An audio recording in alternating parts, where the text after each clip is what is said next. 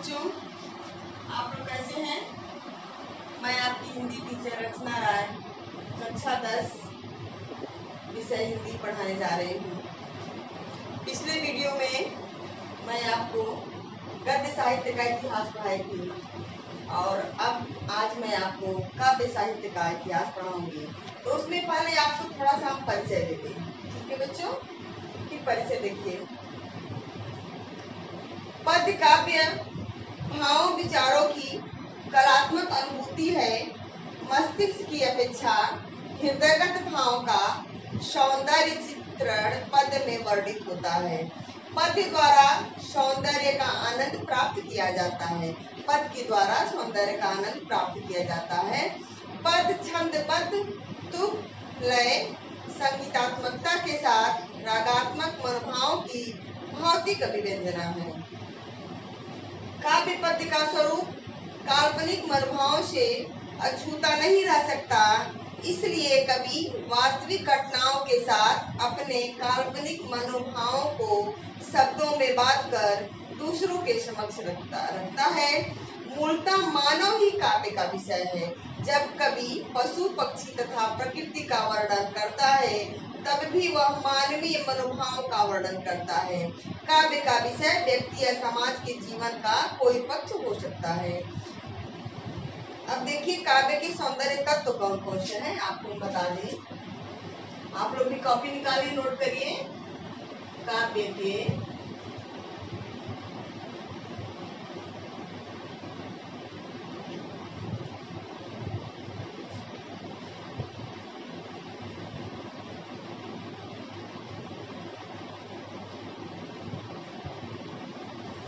देखिए काव्य के सौंदर्य तत्व।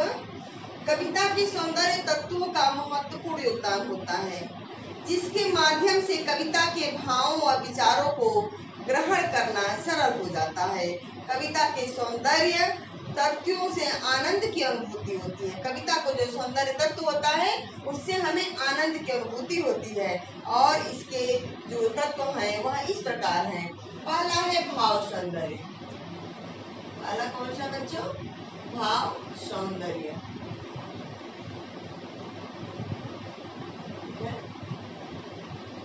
भाव सौंदर्य, इसमें क्या होता है? भाव सौंदर्य में प्रेम, क्रोध, हर्षोल्लास, करुणा आदि विभिन्न भावों का मर्म स्पर्शी वर्णन ही भाव सौंदर्य है। इन भावों को ही काव्य शास्त्रियों में रस कहा जाता है। भाव सौंदर्य को, इनमें भावों को काव्य शास्त्रियों में रस कहा जाता है। भरत मुनि ने रस को काव्य की आत्मा कहा है। भरत मुनि ने क्या कहा है? नोट करिए कॉपी में, एक बार फिर से देखिए। भरत मुनि ने रस को काव्य की आत्मा कहा है। हिंदी साहित्य में 9 रसों की गणना की गई है। श्रृंगार, वीर, हास्य, करुण, रौद्र, शांत, भयानक, अद्भुत तथा विभत्स। इसके अतिरिक्त वात्सल्य तथा भक्ति रस को भी माना गया है। अब देखिए दूसरा हमारा है विचार सौंदर्य। दूसरा कौन सा है बच्चों?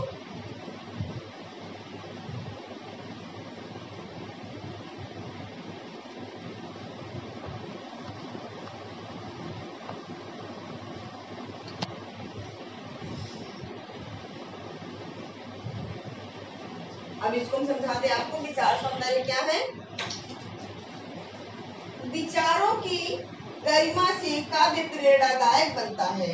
नैतिक मूल्यों के कारण ही कबीर, रहीम, तुलसी के दोहे तथा गिरधर की नीतिपरक कुंडलियां साहित्य में अमर है। एक काव्य मानव जीवन के लिए व्यवहारिक शिक्षा, ज्ञान, अनुभव तथा प्रेरणा के स्रोत है। गुप्त जी की कविता में राष्ट्रीयता का तथा देश प्रेम, दिनकर की काव्य में सत्य, अहिंसा, मानवीय मूल्य, प्रसाद की कविता में प्रकृति चित्रण में लिप्त राष्ट्रीयता, गौरवान्वित संस्कृति का अतीत के रूप में विचारों का सौंदर्य देखने को मिलता है। आधुनिक काल के आरंभ से लेकर आज तक की कविता विचार सौंदर्य पूर्ण रही है। अब इसके बाद देखिए तीसरा हमारा आता है नाद सौंदर्य।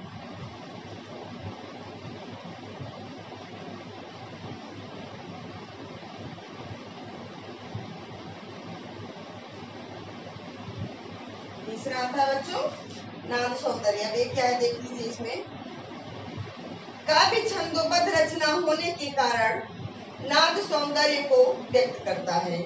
छंदों द्वारा काव्य में लय, तुक, गति और प्रवाह का सम्मिश्रण होता है।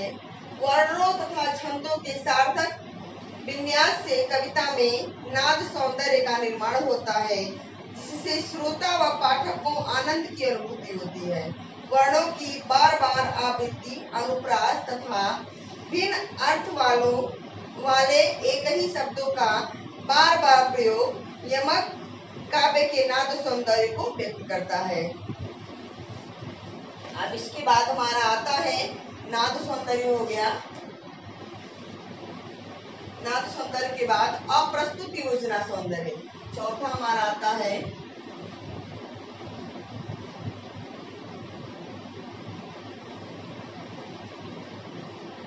अप्रस्तुत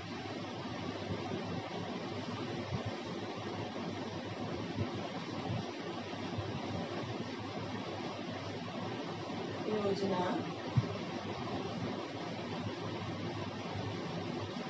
सौंदर्य। अप्रस्तुत योजना सौंदर्य, इसके अंतर्गत आते हैं हमारे रूप साम्य, धाम्य साम्य, धर्म साम्य और प्रभाव साम्य। इसके अंतर्गत 3 आते हैं, पहला, दूसरा और तीसरा है। पहला हमारा रूप साम्य है, रूप साम्य बच्चों। दूसरा इसमें है धर्म साम्य,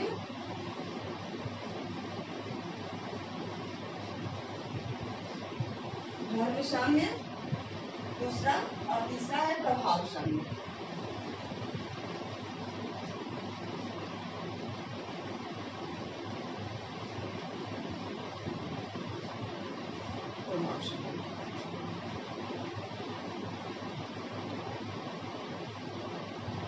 तो पहला दूसरा हो गया और तीसरा। अभी आपको समझा दें अप्रस्तुत योजना सौंदर्य क्या है। काव्य रचना में कवि अपने भावों को अधिक मर्मस्पर्शी व हृदयग्राही बनाने के लिए प्रकृति के उपमान तथा अप्रस्तुत योजना का सहारा लेता है। सादृश्य विधान के साथ साथ दृश्य, बिंब तथा प्रतीकों को अपने काव्य में निरूपित कर काव्य सौंदर्य को व्यंजित करता है। रूप साम्य, इसको 3 भागों में बांटा गया है। पहला रूप साम्य, धाम्य साम्य, प्रभाव साम्य। आज आपको इसको बता दें रूप साम्य साम्य क्या है। रूप साम्य जो होता है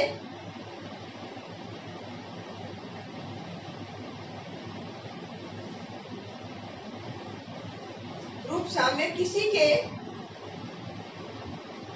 जो आकार प्रकार समान होते हैं उनका वर्णन करता है, रूप साम्य होता है।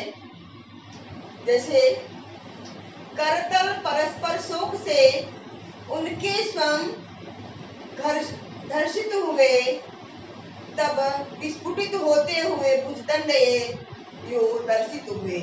तो पद्य सुंडों में लिए तो सुंड बाला गज कहीं, मर्दन करे उनको परस्पर तो मिले उपमा कहीं। इसमें सुंड और भुजदंड की प्रचंडता और करतल अरुण तथा कोमल है। यह प्रभाव आकारों के समान होने से ही उत्पन्न होता है। जो हमारा रूप साम्य है, इसका प्रभाव जब कोई आकार उत्पन्न होता है तो उसके उत्पन्न होने से ही, वह समान होने से होता है। अब देखिए धर्म साम्य क्या है। नव प्रभा परमोज्वल लीगसी, गतिमती कुटिला फड़नी समा, दमकती दुर्ति घन अंक में विपुल केली कला खनि दामिनी। यहाँ पे फड़नी और सैफड़ी और दामिनी दोनों का धर्म कुटिल स्वभाव है। दोनों ही भयावह स्थिति को व्यक्त करती हैं। धर्म साम्य में जो दोनों की भयावह स्थिति को व्यक्त करती हैं वह धर्म साम्य है। अब देखिए प्रभाव साम्य। प्रिय पति वह प्राण प्यारा, कहाँ है दुख जल निधि डूबी में सहारा कहाँ है। लखमुख जिनका मैं आज लौ जी सकी हूँ, वह हृदय मेरा नेत्र तारा कहाँ है। यहाँ पर देखिए यशोदा की विरक्ति के भाव को व्यक्त करने के लिए कवि ने कृष्ण को यशोदा का सहारा, प्राण प्यारा या नेत्र तारा और हृदय हमारा कहा है।